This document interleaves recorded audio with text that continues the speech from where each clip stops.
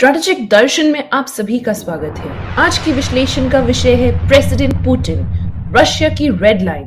क्यों किया रशिया ने यूक्रेन पर हमला? आइए आज हम इसके बारे में गहराई से समझने की कोशिश करते हैं मेजर जनरल के सिन्हा से। लिसन खुशबू, जो आपकी स्ट्रैटेजिक दर्शन जो स्ट्रैटेजी के ऊपर में बारीकी से जाना चाहती है और समझना चाहती है, जो प्रेसिडेंट पुतिन की बार बार बात है, what is the red line of Russia. वो क्या रेड लाइन था जिसको क्रॉस किया नाटो ने, अमेरिका ने और यूक्रेन ने, जिसके कारण रशिया को और प्रेसिडेंट पुतिन को एक बहुत बड़ा डिसीजन लेना पड़ा टू इन्वेड। क्योंकि पूरा का पूरा जो जियो स्ट्रैटेजिक अंडरस्टैंडिंग है, जो पॉलिटिकल एम है, जियो पॉलिटिकल एम है, ये बहुत बड़ा है। हम लोग सोचते हैं शायद वो कब्जे कर लिए आए हैं यूक्रेन में, तो उसका एक एक हिस्टोरिकल एब्सोल्युटली जियोपॉलिटिकल जो वहाँ पर जिंजरिंग चलती है और जद्दोजहद चलती है, वो समझने की ज़रूरत है। सबसे पहले ये समझना ज़रूरी है कि मैं बहुत पीछे नहीं जाऊँगा। 1991 में यूएसएसआर, जिसके अंदर में 15 रिपब्लिक जो होते थे, वो उससे टूट के निकल गए और यूएसएसआर का विघटन हो गया और रशिया का इमरजेंस हुआ, रशियन फेडरेशन का। अब जो रशियन फेडरेशन की बात होती है 1991 से, उसकी अपनी कहानी है, कभी बहुत डिटेल में जा कर के बताएंगे कि क्या जद्दोजहद चली है। और ये सेकेंड वर्ल्ड वॉर ख़त्म होने के बाद जब कोल्ड वॉर आया, तो रशिया अमेरिका जो सेकेंड वर्ल्ड वॉर में साथ थे, जहां पर रशियन की बलिदानी सबसे ज़्यादा सेकेंड वर्ल्ड वॉर, उनके कारण ही सेकेंड वर्ल्ड वॉर का विनिंग हुआ। 2.7 करोड़ लोगों ने अपनी जान की बलिदानी दी, रशियन, अनप्रेसिडेंटेड।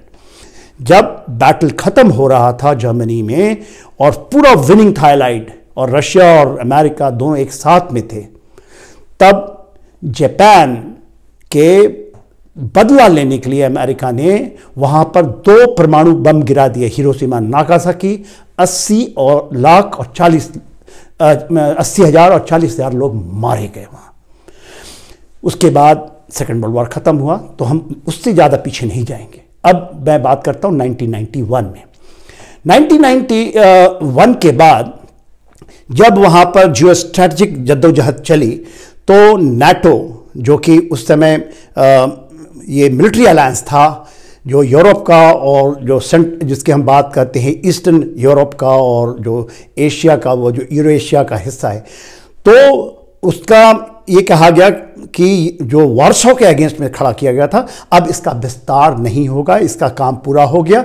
और जर्मनी, उस समय बहुत सारे कंट्री, फ्रांस, ये बोलते रहे कि इसकी ज़रूरत नहीं, इसको तोड़ दिया जाए, क्योंकि वार्सो खत्म हो गया था।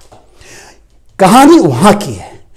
इन 1991 जब विघटन हुआ, उसके बाद रशिया ने अपने को संभालने की चेष्टा की। इकोनॉमिकली बहुत बुरी कंडीशन थी, और तकरीबन 1991 में जब पुतिन साहब वहाँ पर प्राइम मिनिस्टर, उसके पहले और उसके बाद उनका योगदान रहा ऐसे प्राइम मिनिस्टर, और फिर जब वो प्रेसिडेंट बन गए, कहानी उसकी है। तो पूरी की पूरी जो कहानी है वो 1999 की है, जब पोलैंड, चेकोस्लोवाकिया और हंगरी को, 3 राज्यों को नाटो में जोड़ दिया। पहले कहते थे नाटो को खत्म करेंगे, बट अमेरिकन और जो यूरोपियन कंट्रीज हैं, नाटो का विस्तार करना शुरू किया। क्योंकि ये गोर्बाचोव को भी बोला गया था और बोरिस येल्सिन को भी बोला था कि 1 इंच जमीन नाटो इस साइड में, ईस्टर्न साइड में, रशिया की साइड में नहीं बढ़ेगा, ये एश्योरेंस था। जब उन्होंने किया तो उस समय रशिया दौड़ता हुआ गया, नाटो से बोला, आप क्या कर रहे हैं, हमारी सिक्योरिटी कंसर्न है। उन्होंने कहा, कोई बात नहीं, आपकी सिक्योरिटी कंसर्न है, हम इसके बाद विस्तार नहीं करेंगे। फिर देखिए 2004 में, इस समय पुतिन साहब ऑलरेडी बन गए थे प्रेसिडेंट, तो उन्होंने 7 कंट्री को नाटो को इनवाइट किया, और नाटो के लिए इनवाइट किया और नाटो के इसमें जोड़ लिया।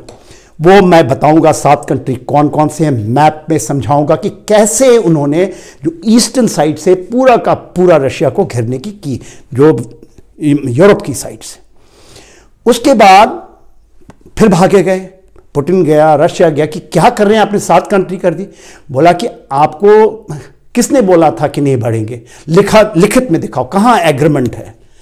तो उन्होंने कहा आपने बोला था। उन्होंने बोलने से क्या होता है, लिखित में दिखाइए कहाँ एग्रीमेंट है। फिर बोलते हैं कि ठीक है नहीं करेंगे। फिर 2009 में कर दिया। उनको कुरेदते रहे, उसमें 2 कंट्री आ गए, 2 कंट्री उनको फिर से जोड़ दिया। फिर उन्होंने चेतावनी दी, रशिया चेतावनी देता रहा, और 2017 में 1 और 2000 में ये अभी की जो एक और कंट्री को बार बार मना करने के बाद, चेतावने के बाद भी कि हमारी रेड लाइन को आप क्रॉस कर रहे हैं, वो नजदीक से नजदीक जाते रहे रशिया के, और उन्होंने एक और कंट्री को कर दिया। और बात जब इतनी बढ़ गई कि 2021 में उन्होंने डिक्लेयर कर दिया कि, क्योंकि ये तो 2008 से 2012 से चल रहा था, और जो 3 कंट्री इंपॉर्टेंट है जिसमें यूक्रेन भी शामिल है, बोस्निया हर्सोगोविना और जॉर्जिया का, जब उन्होंने कहा कि ये भी नेटो में सम्मिलित हो जाएगा, और इसके ऊपर में फिर पुतिन साहब ने कहा कि ये मेरी रेड लाइन है, यदि आप इसको करेंगे तो इसका अंजाम बहुत बुरा होगा। फिर उन्होंने, अभी आपको पता ही होगा, पिछले साल 2021 में ही जून से बातचीत शुरू हुई। पहले जो बाइडेन साहब जो आए थे तो वो उन्होंने कह दिया कि Putin is a killer, I will not talk, but वो माने, प्रेशर हुआ, और वो पहली बार पुतिन और जो बाइडेन साहब का ये हुआ, और वो शायद, ये तो आया नहीं है, वो मान गए कि रशिया का कंसर्न है, आपको चिंता करने की इसकी जरूरत नहीं है। तो उन्होंने कहा कि यह बात से मैं नहीं मानता, आप राइटिंग में दीजिए। उनका एक कहना है कि मेरी रेड लाइन क्रॉस हो चुकी है, यूक्रेन, बोस्निया हर्सोगोविना और जॉर्जिया मेरी रेड लाइन है, यदि आपने इसमें से किसी को भी किया तो आप हमारे रेड लाइन को क्रॉस कर सकते हैं, हम बहुत ज़्यादा रिटेलिएट करेंगे। जून से लेकर के, और आप देखिए 24 फरवरी तक वार्ता पे वार्ता, बहुत सारे लोग, जर्मनी के चांसलर, फ्रांस के जितने भी लोग हैं, बहुत वार्ताएं हुई, मगर किसी ने भी नहीं माना कि हम इसको लिखित में देंगे, एश्योरेंस करते रहे कि चिंता ना करें। और वो उन्होंने उसके आगे आप देखिए इतना ज़्यादा हो गया, जो आप देखिए यूक्रेन के बारे में, आप जेलेंस्की को पता है, जो 2019 में चुन के आए हैं, और वो पहले एक कॉमेडियन होते थे, और कॉमेडियन में उन्होंने एक एक्ट किया था, लास्ट एक्ट है द पीपल्स प्रेसिडेंट, जिसके कारण उनकी जो टीवी में रेटिंग या पूरे यूक्रेन में बहुत अच्छी रेटिंग हो गई। और इसका फायदा देख करके जो वेस्ट ने इनको प्रेसिडेंट, एक पपेट कहते हैं, ये चार्जेस हैं रशिया के, और उन्होंने हद कर दिया कि मैं तो यूक्रेन को नाटो में शामिल करके ही रहूंगा, चाहे कुछ हो जाए। तो वो डायरेक्ट पुतिन को चैलेंज करते रहे। यूक्रेन को नाटो ने और अमेरिका बोलता रहा कि डोंट वरी, आप रहें, हम पीछे खड़े हैं, हम अपने लोगों को भेजेंगे, बूट्स ऑन ग्राउंड भेजेंगे। और देखिए क्या हुआ, नहीं दिया। और इससे भी आगे, इस जो 24 तारीख की लड़ाई के पहले 3 और जो 2022 में स्वीडन, फिनलैंड और सर्बिया ने भी ये कहा कि ये भी ज्वाइन करेंगे। तो पुतिन साहब का ये जो धैर्य का बांध टूटा, और फिर ये तो पूरा विश्व देख रहा है यूक्रेन की लड़ाई क्या होती है। इसको से जल्दी से हम मैप के ऊपर में समझेंगे, क्योंकि जो मैं बताया हूं, जब मैप में आएगा तो आपको एब्सोल्युटली पता लग जाएगा कि क्या कारण है, उसकी रेड लाइन क्या थी, और उस रेड लाइन को वो पार नहीं करना चाहने देते हैं नाटो के लिए। उसको हम मैप पे समझते हैं। देखिए, हम जरा इसको जल्दी से समझें मैप के ऊपर में कि किस तरह से चारों तरफ से ईस्टर्न साइड से और नीचे से रशिया को घेरा जा रहा है नाटो, और जिसमें अमेरिका भी शामिल है और ऑफ कोर्स कनाडा भी है। तो कैसे वो घेर रहे हैं, देखिए पहले हम लेते हैं 1999 में, जैसे पहले बताया, एक्सप्लेन किया था, 3 कंट्री देखिए लाल से मार्क है, जिसमें पोलैंड, चेकोस्लोवाकिया, हंगरी। जल्दी जल्दी चलेंगे। 2004 में central and eastern European countries, इसमें 7 देश थे, Bulgaria, Romania, Slovenia, Slovakia, Lithuania, Latvia और एस्टोनिया। 2009 में क्रोएशिया और अल्बानिया 2009, और ये जॉर्जिया में रशिया के जाने के बाद 2008 में गए थे और 2009 में उन्होंने क्रोएशिया और अल्बानिया को भी शामिल कर लिया।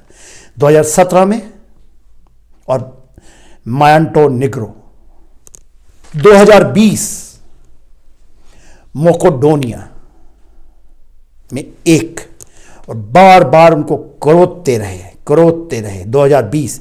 और आपको याद होगा 2020 में जून के आसपास जब बातचीत चल रही है जो बाइडन और पहली बार पहले डोनाल्ड ट्रंप से तो नहीं होकर, मगर जो ये हैं अपने जो बाइडन साहब, उनकी होती है भेंट इसी के ऊपर में, और बार बार वो चिताया जाता है, बोलते हैं नहीं करेंगे।